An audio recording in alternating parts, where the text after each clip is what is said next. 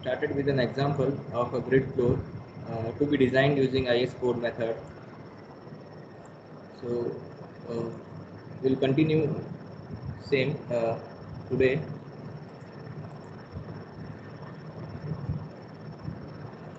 So we were supposed to design a grid slab of span range of span 12 meter by of floor area 12 meter by 18 meter. The spacing of the rib is 1.5 meters center to center, and it is an orthogonal grid floor. The live load was 3 kN per square meter. So as a first step, we designed the top slab. So top slab is designed as continuous slab on all four sides with Ly by Lx ratio of 1. So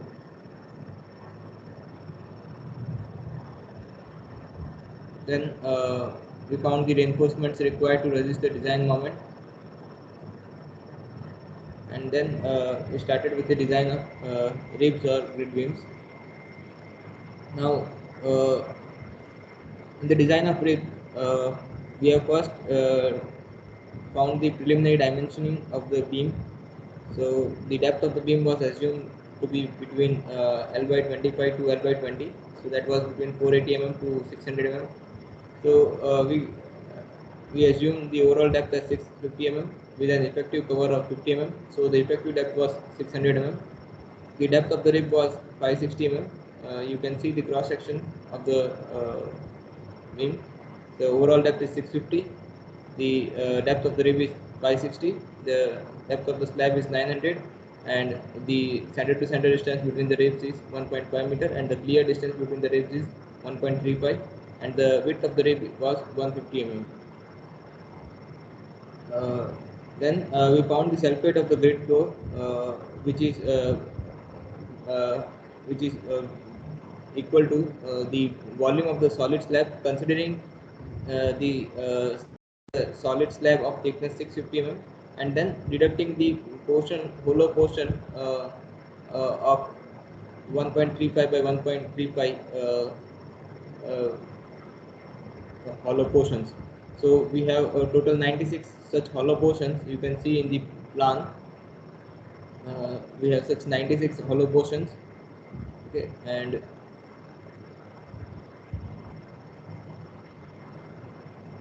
the volume of each hollow portion is 1.35 by 1.35 by 0.56, which is the depth of the rib. Multiplied by 20, whole multiplied by 25 will give you the self weight of the grid floor.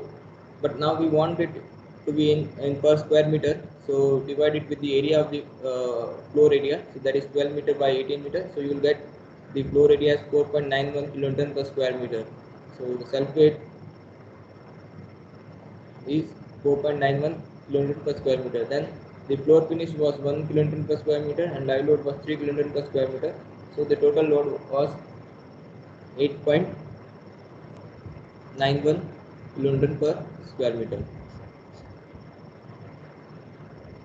Now we factor it with 1.5 partial safety factor for loads, so it will be 13.65 kilonewton per square meter. Then we want to find the per meter load to find the maximum bending moment. So multiply it with the transverse width of the panel. So it is 1.5 times 13.65. So you multiply. This is per square meter area. So 13.65 is the per square meter area. You multiply it with the this dimension. You will get the UDL on along x. Similarly, you multiply it with this dimension, which is also 1.5. You will get the load on along y, UDL along y. So it is 20.04 kilonewton per meter is the UDL. Then for all 4H discontinuous slab, and Ly by Lx ratio of 1.5, the coefficients of bending moment alpha x and alpha y are 0.089 and 0.056 respectively. This can be obtained from table 26 of IS 456-2000. Then from that you can find the moment along x and moment along y. So that is 256.94 kilonewton meter and 161.66 kilonewton meter. Now we have the design moments. These are the design moments.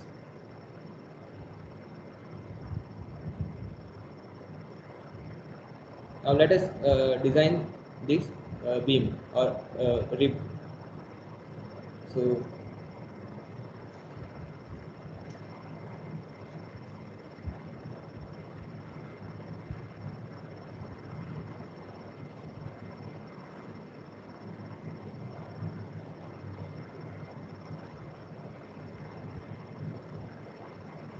design of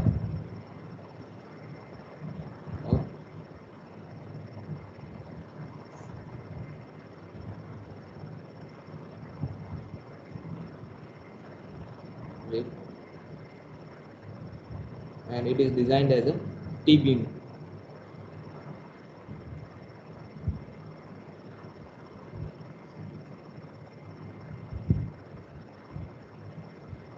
Now to design this as a T-beam, some clauses are given in IS 456. So you have to refer the clause related to this.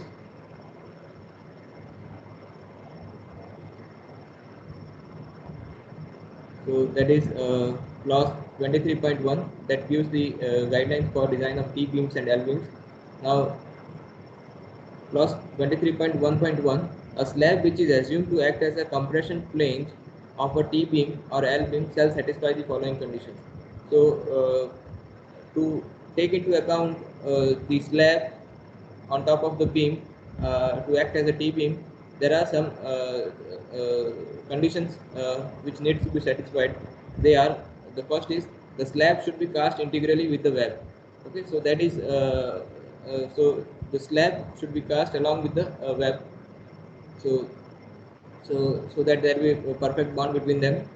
Second is, if the main reinforcement of the slab is parallel to the beam, then transverse reinforcement shall be provided, shown in figure 3, such that this reinforcement shall not be less than 60% of the main reinforcement at the midspan of the slab. So in case if the main steel is provided along the length of the beam, then you have to provide the transverse reinforcement equal to 0.6% of the 0.6 times the main steel at the midspan of the main steel. So that is also not the case here, because we are providing steel in both the directions, and both are in same amount.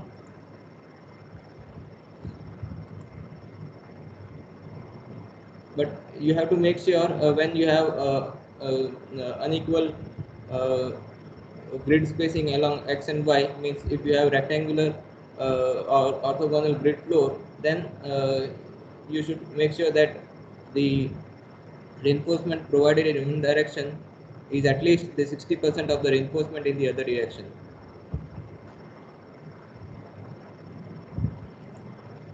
So clause 23.1, page 36, IS 456.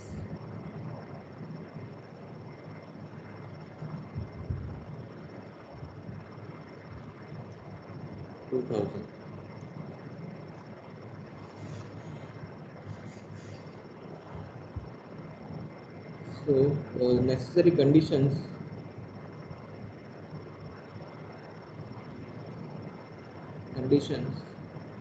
for design of T-beam.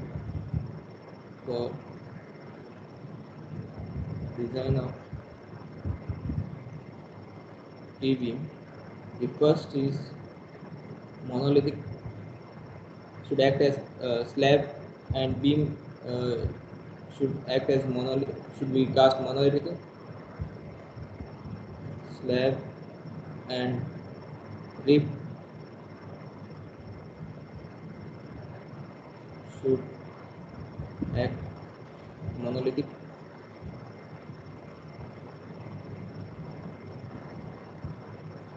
So that is the construction, from construction point of view, so it is not an issue. And second is transverse reinforcement greater than or equal to 0.6 times AST at mid span. So this is also not an issue because because uh, because the reinforcements are provided, reinforcements are provided in both directions,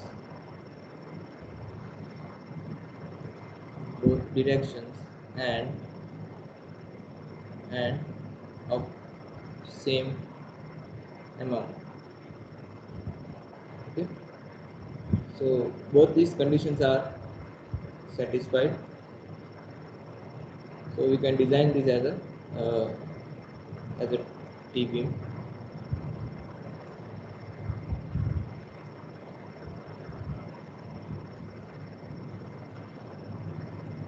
So we can design RIP as T beam.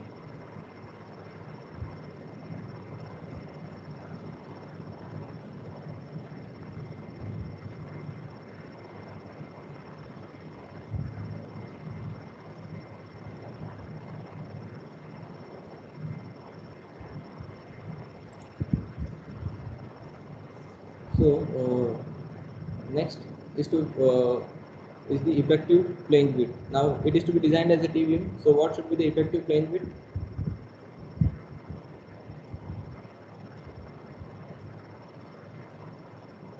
Effective flange width. So for that again we'll refer the clause 23.1.2 on page 37. 23.1.2 page 37 IS 456 2000. So which states that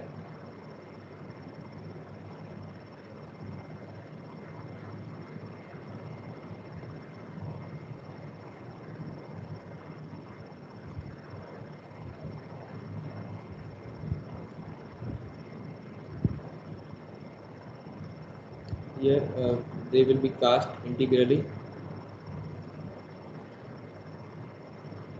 so not an issue.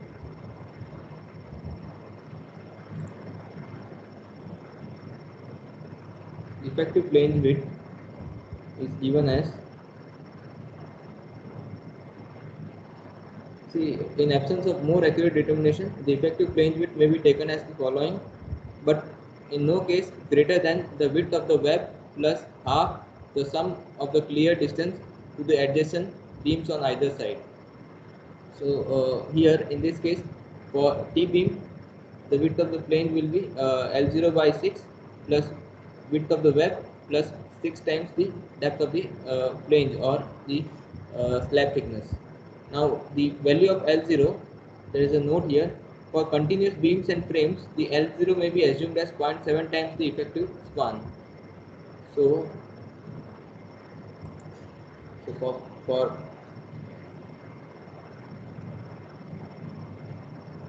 T beam, the flange or effective flange width, the effective flange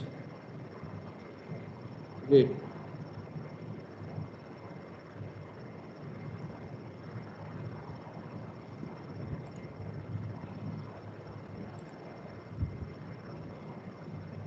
df is equals to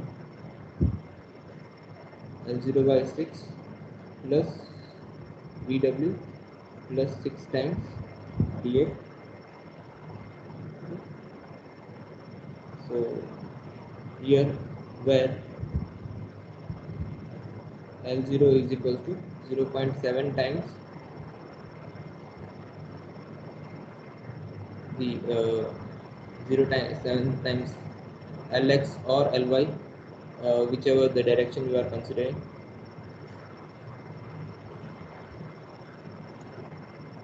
So here it will be 0.7 into 1500. So that will be 1050 mm. Therefore, Bf will be equal to 1050 by 6 plus width of the web. The width of the web is, we have already dimensioned the width of the web as 150 mm. So this is 150 mm. So we are actually finding this effective flange width. Okay. So this effective flange width is L0 by 6 plus dw plus 6 times df. So this is df. Now df will be 90 mm and bw is 150 mm.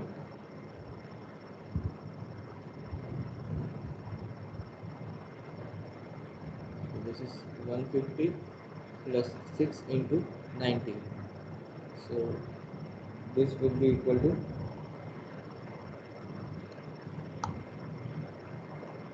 1050 by 6 plus 150 plus 6 into 90, that is 865 mm.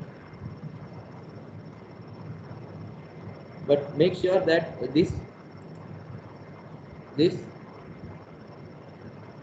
should not be greater than the width of the web plus half the sum of the clear distances to the adjacent beams on either side.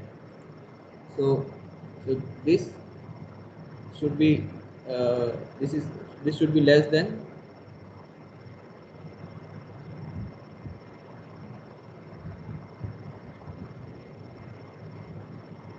the width of the web plus half the distance on both the side. So half the distance here and half of the distance here. So this will be 750 means 0.75,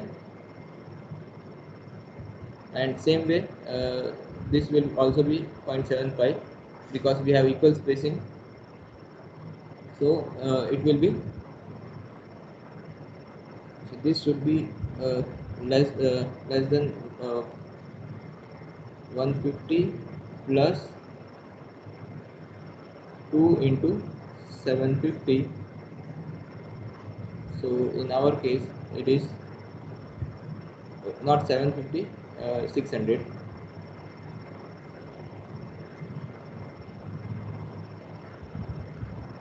Wait,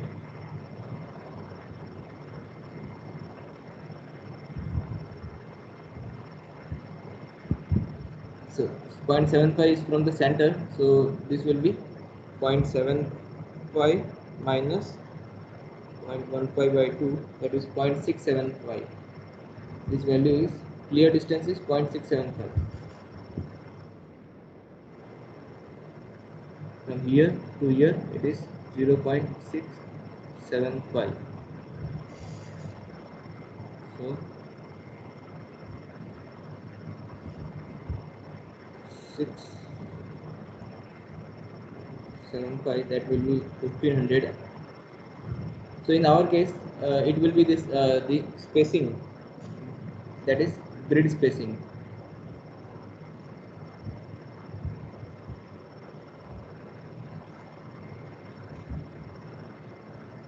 So therefore the flange width, effective flange width,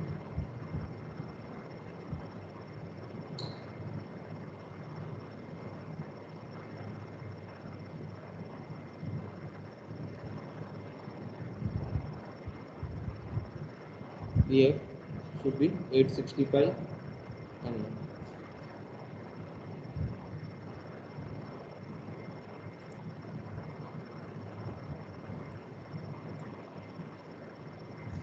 So we can now dimension the T beam.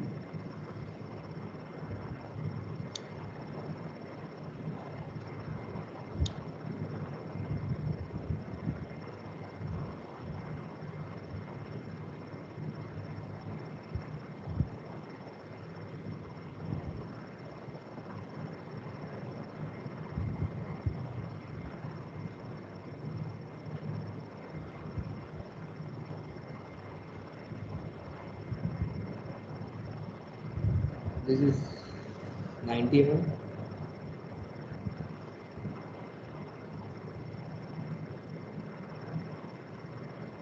This is 560 mm, and the total is 650. The reinforcements are provided with an effective cover of 50 mm. The range width is 865. Okay, now we have to design this T section for this much design moments. Okay, so now let us assume that the neutral axis lies at the bottom of the flange. Assuming that neutral axis lies at bottom of flange,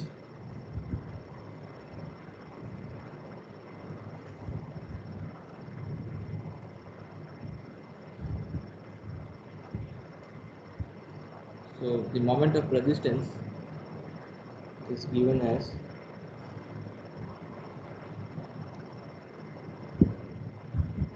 call this as mu dash because we are not sure that the neutral axis will lie at the bottom of the plane only, but just to make sure that whether the uh, what will be the just to know whether the neutral axis lies in the plane or web, we are finding the moment of resistance, assuming that the neutral axis lies at the bottom of the plane. So in that case, the moment of resistance is given by 0.36 FCK BF DF into D minus 0.42 times DF. Okay. Now see, if we assume that the neutral axis lies at the bottom of the plane, your stress block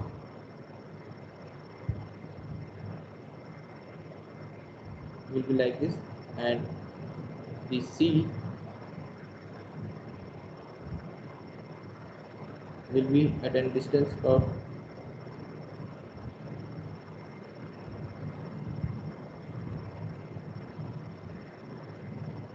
this will be your D,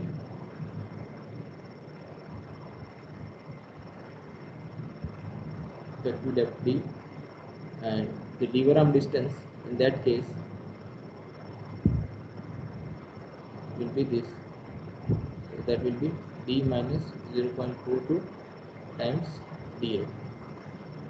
This will be 0.42 times dA. So this will be 0.36, 20, BF is 865, DF is 90, multiplied by D. D is 650 minus 50, that is 600, minus 0.42 times 90. How much is this value? 0.36 into 20 into 865 into 90 into 600 minus 0.42 into 90. So that is 315.124. 315.124 into 10 to the power 6 Newton mm. So therefore, the moment of resistance, if the neutral axis lies at the bottom of the flange, will be 315.124 kilonewton meter. Now, now we find the position of the neutral axis based on this. So the actual moment acting on the beam is 256.94. Okay, design moment is 256.94. So this is much more than that. So that which is much more than design moment. Let us say MUX equals to 256.94 kilonewton meter. So what does it mean? That the neutral axis lies within the flange. So this implies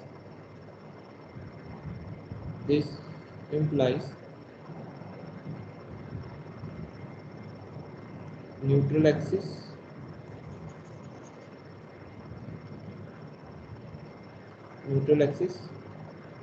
lies within flange. Okay. So now we can find the now since the neutral axis lies within the flange, okay, the portion below the neutral axis is ignored, and the section is designed as a rectangular section. So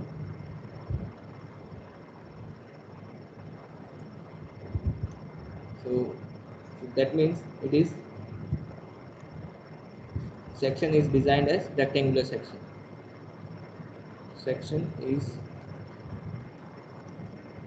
designed as rectangular section.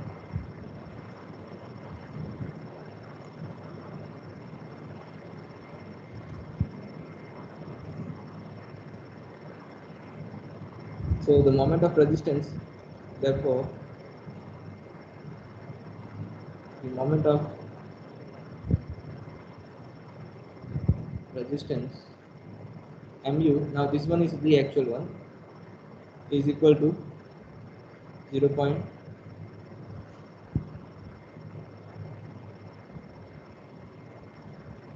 So no need to find the moment of resistance, directly we can find the area of steel. So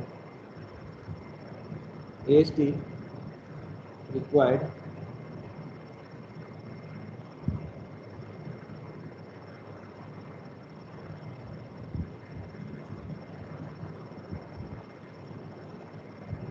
will be equal to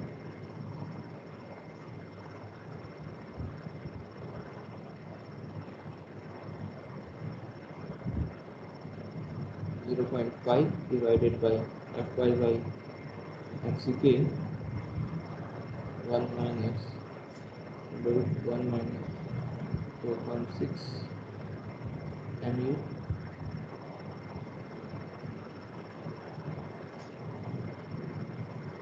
by Xck p square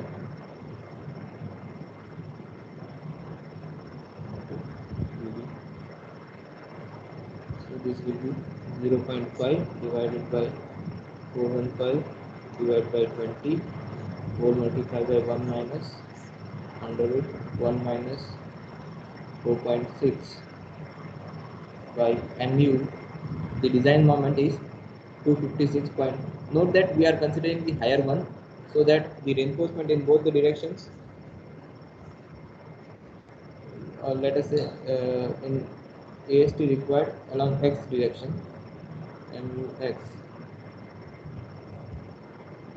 mux, so this is AST x, okay, along x direction, 256.94 into 10 to the power 6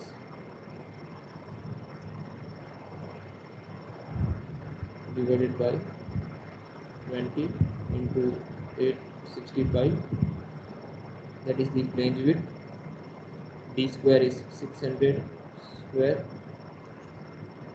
will multiply by 865 into 600.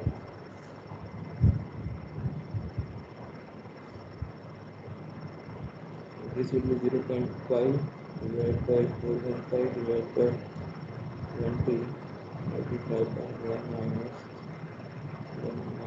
4.6 over 256.9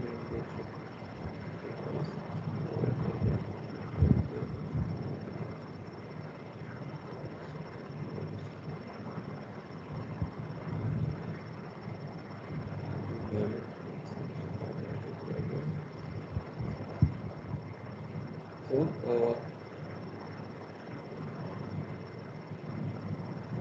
this comes out to be 1249 mm square. 1249. So let us find this is reinforcement along x direction. We find it in both the direction. Mm square. So provide 4 numbers of 520 mm. So that will give you ASTX provided equals to 4 into 314. That will be 1256 mm square.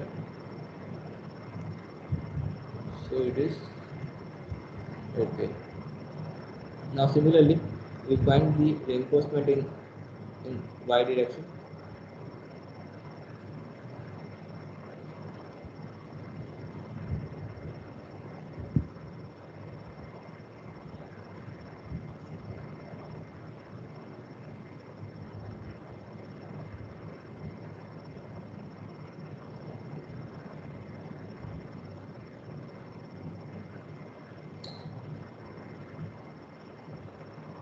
Reinforcement along y direction.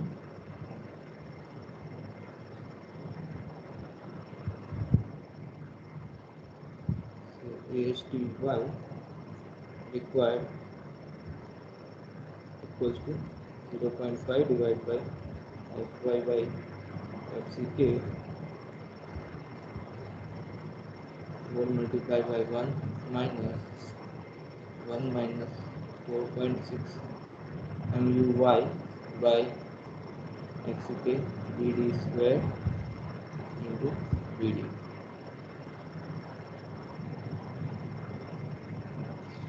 This will be 0.5 divided by 415 divided by 20 into 1 minus 4.6 into, now MUY is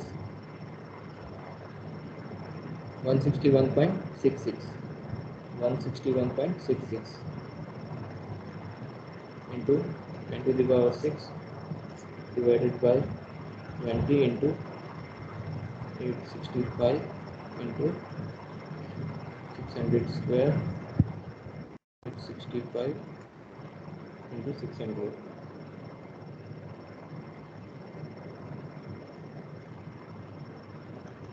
Here MUY is equal to 161.66 kilometer meter. Similarly, in the earlier example, MUX was 256.94 kilometer meter.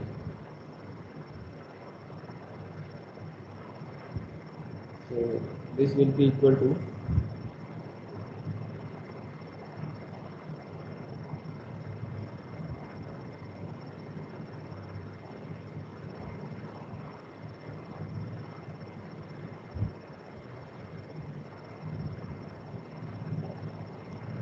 will be 770 mm square.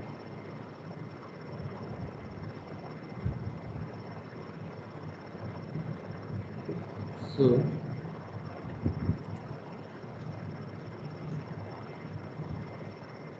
provide three numbers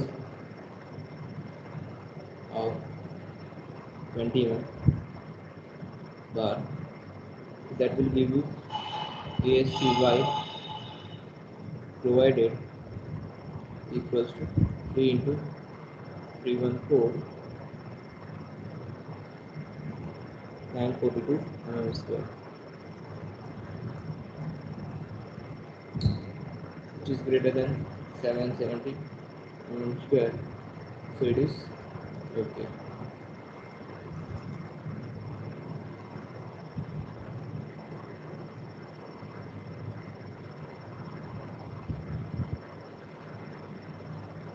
This is also greater than 1249 square. So with this, the design of rib for flexure is over. Now we have to design it for shear. So next is design for shear.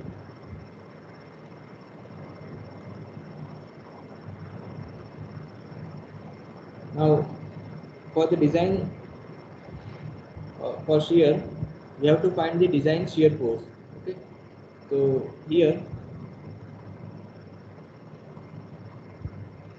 design shear force will be calculated using Rankine's Grashof method.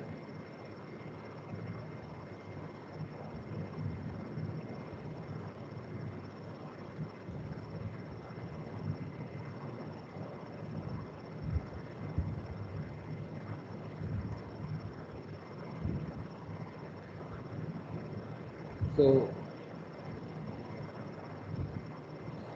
therefore the maximum shear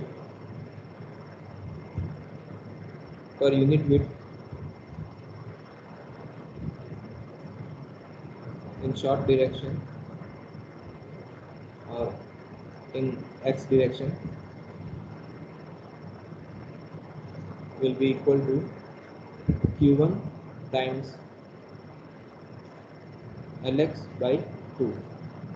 Okay, the q1 is the intensity of the load, and from Rankine's theory the value of q1 was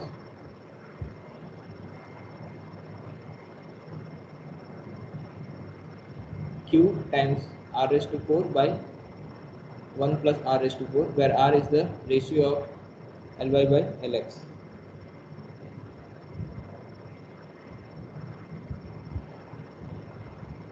So it will be equal to q r raised to 4 1 plus r raised to 4 multiplied by Lx by 2. So the value of q here is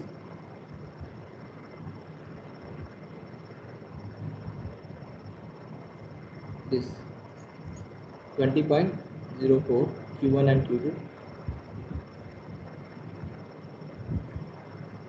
20.04 times, now r here is 1,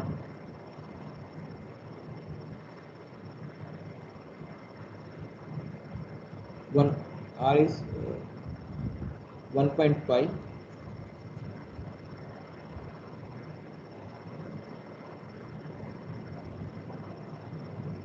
r is equals to Ly by Lx.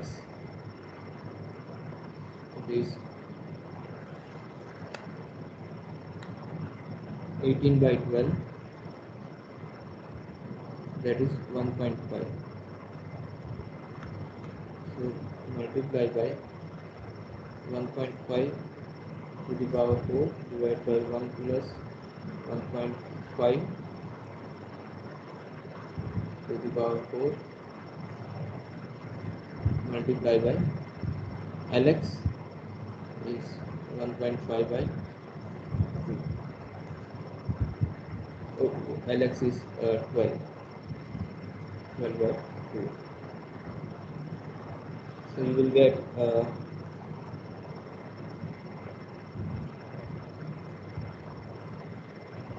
this will be equal to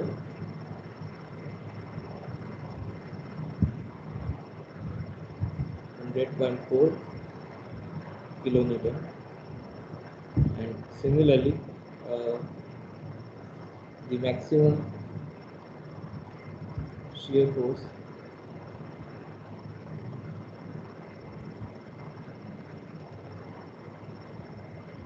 shear per unit width in y direction will be equal to Q2 times Ly by 2, which is equal to Q by 1 plus R raised to the power 4 into Ly by 2. So that is equal to 20.04 into 1.5 raised to the 4 divided by 1 plus 1.5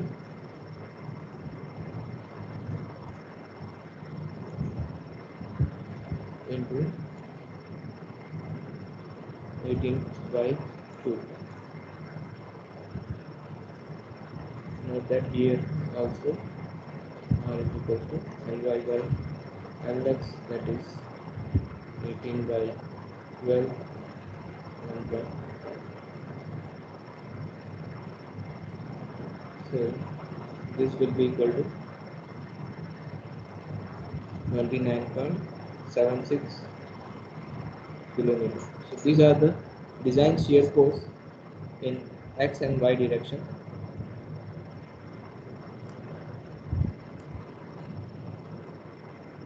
So the shear reinforcement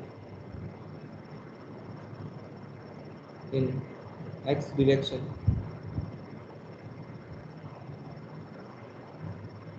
and x direction will be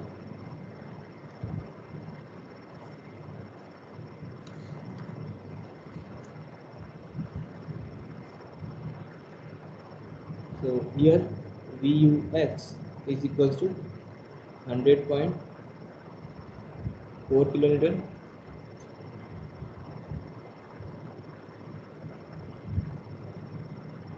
So tau Vx is equals to 100.4 into 10 to the power 3 divided by B into D, that is 150 into 600. Here B is 150 and D is 600.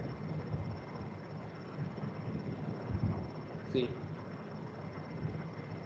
from this figure the width is this is 150 BW, and this distance from here to here is 600. That is your D.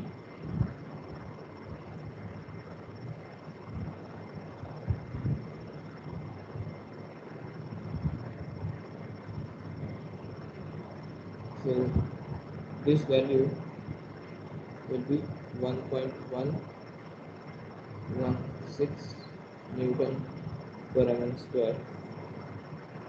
Okay. Now we find the percentage of the steel.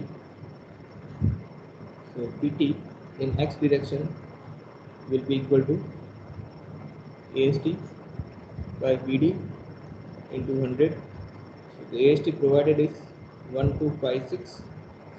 B is width of the plane is 860. Width of the plane is 150 into 600.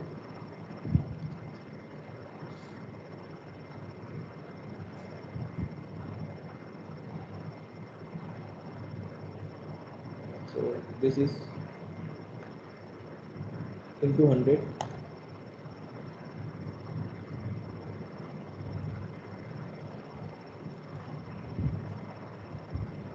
1256 divided by 150 into 100. That will be around 1.4%. Okay. Now you can find the value of tau c. Tau c will be equal to 0.7 Newton per mm square,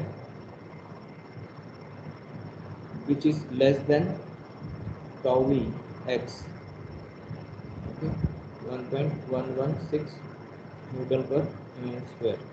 Now this is value of tau c is obtained from table 19.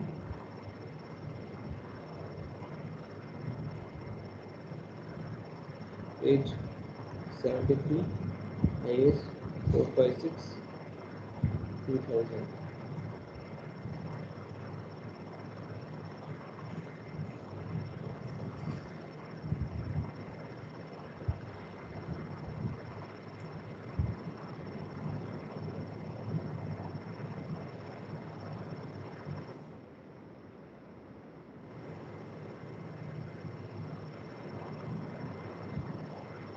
From this table 19. Now in our case, the percentage of steel is 1.4, so which is between 1.25 and 1.5, and grade of concrete is M20. So you have to interpolate the value in between this 1.25 and 1.5, that is 0.67 and 0.72. So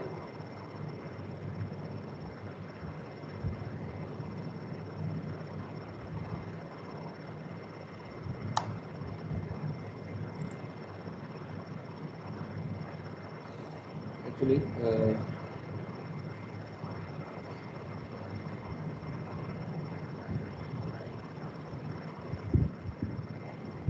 PT tau c, for PT of 1.25%, the tau is 0.67, and for PT of 1.5%, the value is 0.72, 0.67 and 0.72.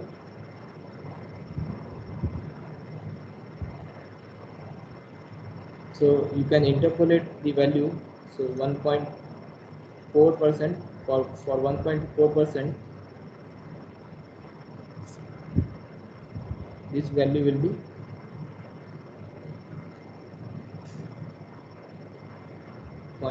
around 0.7 Newton per mm square.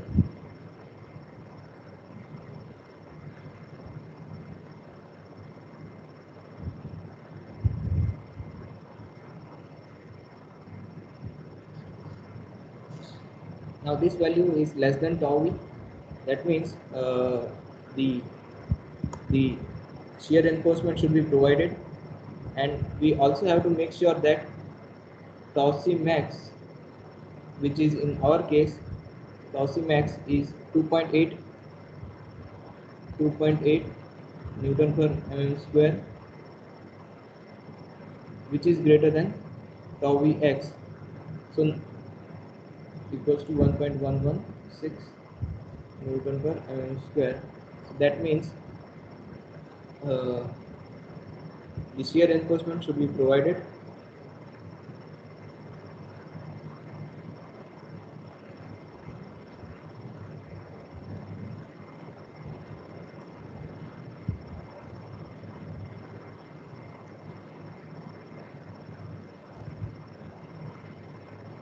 So let us find the shear reinforcement.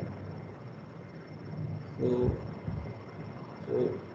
the shear resisted by the stirrups will be equal to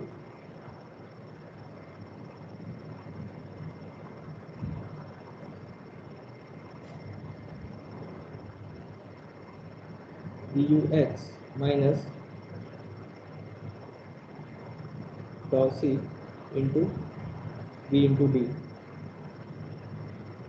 So Vux is 100.4 minus tau c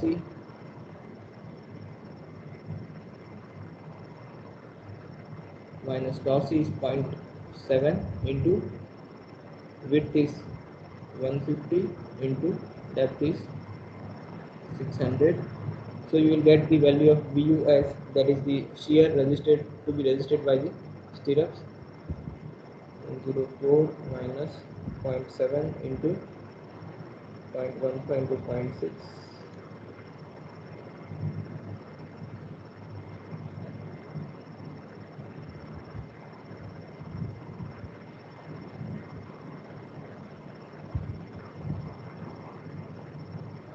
That is 37.4 into 10 to the power 3 Newton. So the shear resisted by the stirrups will be in x direction. Let us write in x direction, but we'll provide the same stirrups in both the directions, so you can skip that. Equal to 37.4 kilonewtons.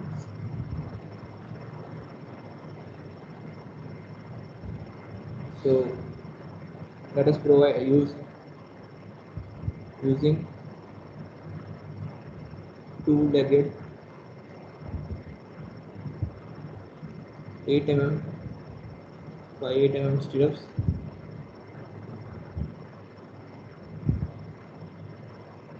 So the spacing required will be 0.87 by ASV D divided by VUS. So that will be 0.87415 ASV. So here two-legged stirrups are provided, so that will be 2 into 5 by 4 into 8 square, that is your ASV, into D, that is 600, all divided by 37.4 into 10 to the power 3. So this required spacing will be 582 mm square, 582 mm, sorry, as required.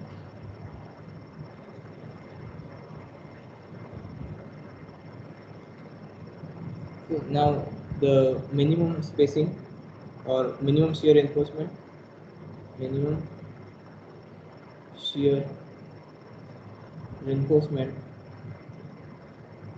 would be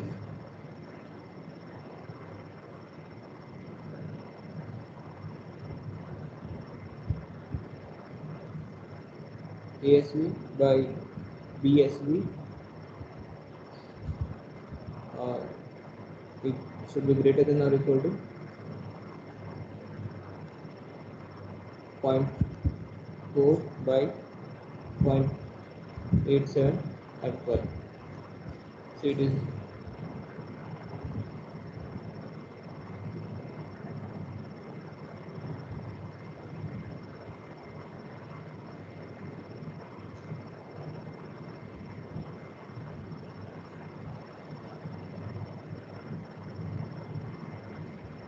this is given in clause point at this one,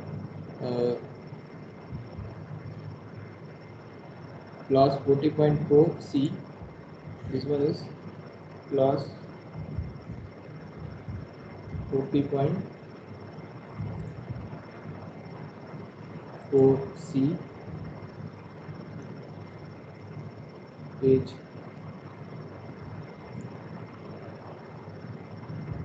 73, IS 456/2000, whereas this clause is given as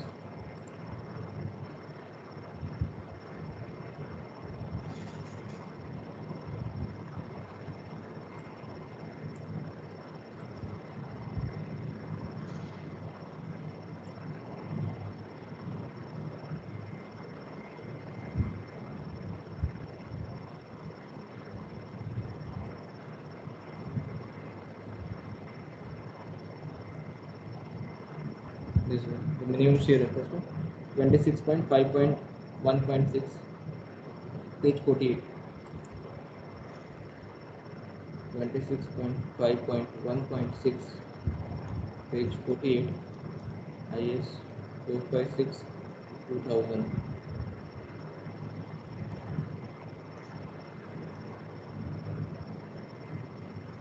Okay, so this implies SV should be less than or equal to 0.87 Fy ASV divided by 0.4b, which will be equal to 0.87 into 415 into 2 into 5 by 4 into 8 square whole divided by 0.4 into p, that is 150. So, this value is 0.87 into 415 into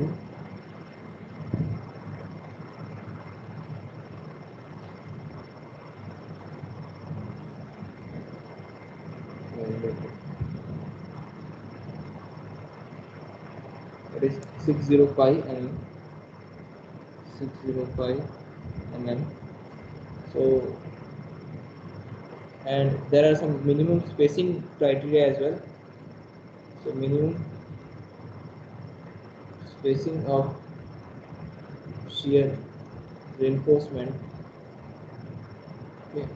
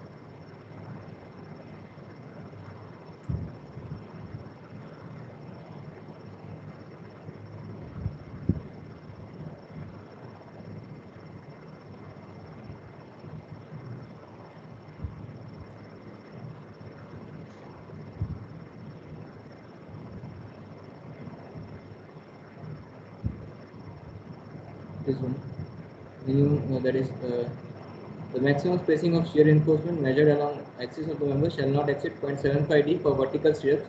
Here we are using vertical steps, so it should not exceed 0.75 d, and in no case it should exceed 300 mm. So that is given in clause 26.5.1,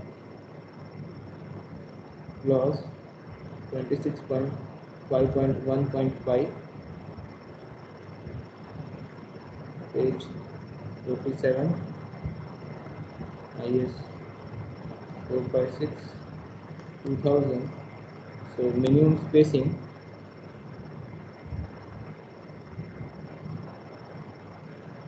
okay, this is spacing required. Okay.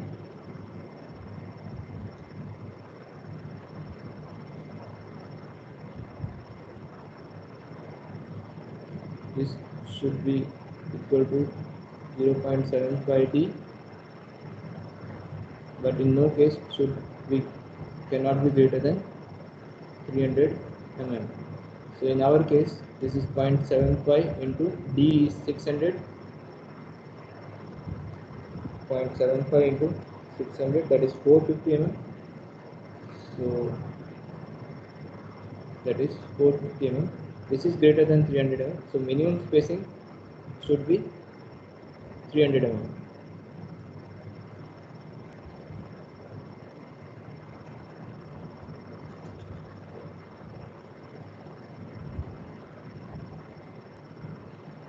So we provide the shear reinforcement at 300 mm center to center.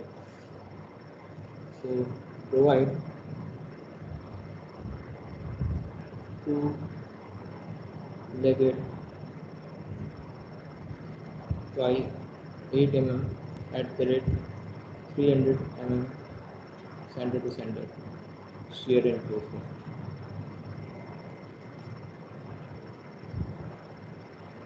Okay, so with this the design for shear is also over. Now finally we we make a sketch of the section.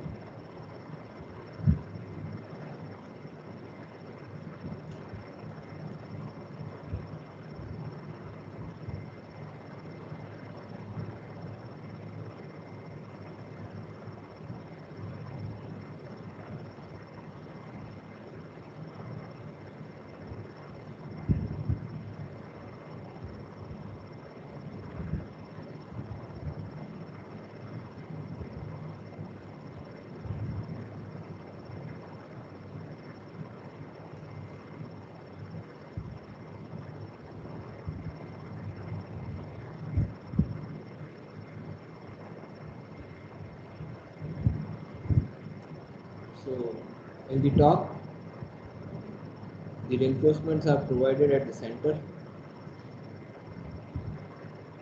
So let us say this is along x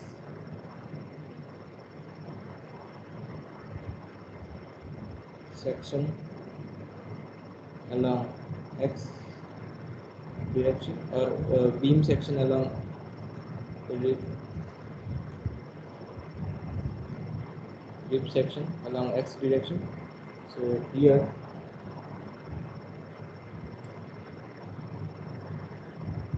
the slab reinforcement provided is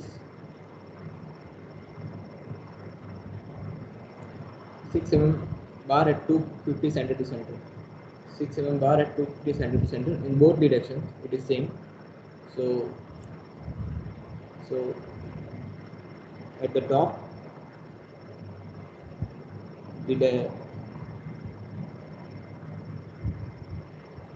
so this steel as well as this steel, they are 6 mm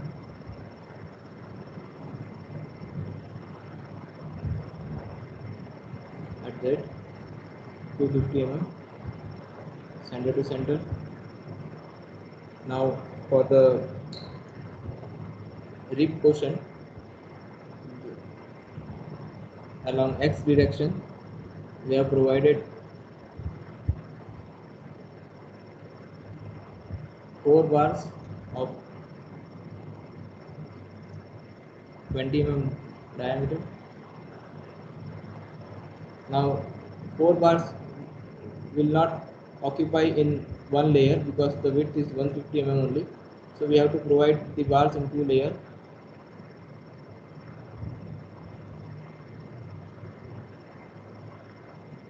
Okay. And at the top we provide 2 nominal hanger bars.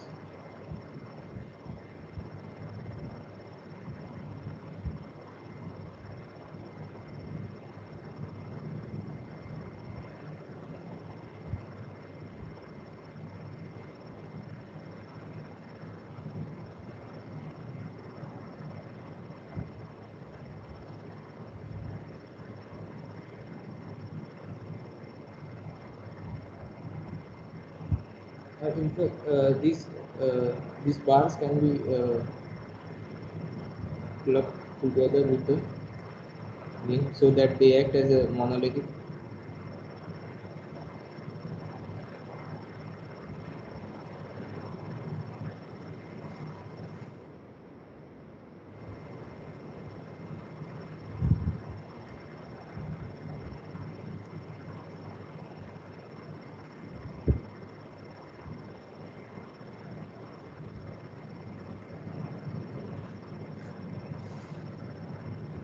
This stirrup is two-legged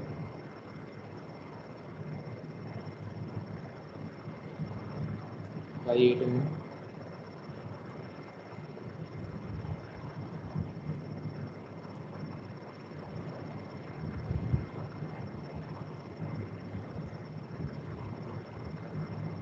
At that 300 mm center to center. These are 4 numbers by 20 mm. Okay. Similar section can be drawn for the ribs along y direction.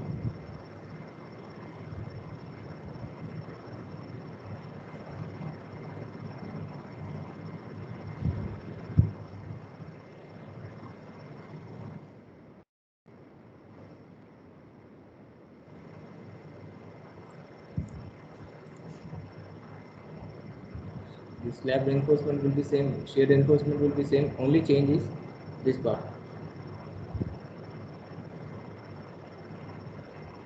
This will be 3 numbers.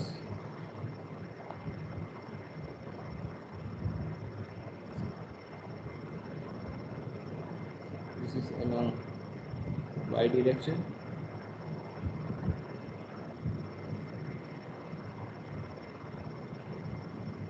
And this time this reinforcement will be in the bottom layer.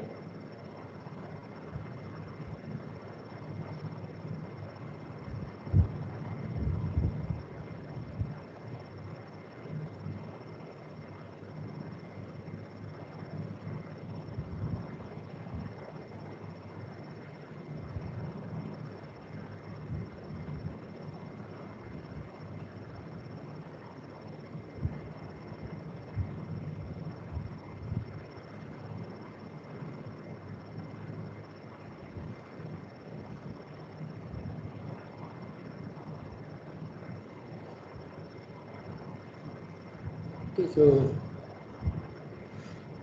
this is how you can design the grid floor. If you have any doubt, we can discuss now.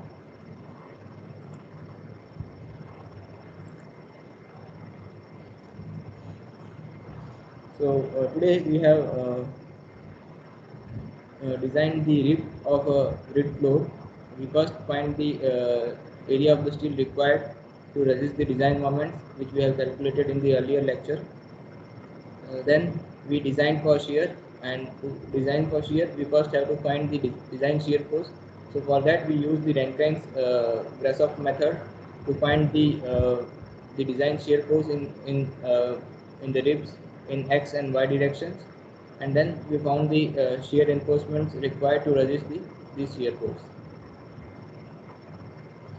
In the next class, we'll take an example of a grid floor in which we'll design the grid floor using Rankine's Grashof method.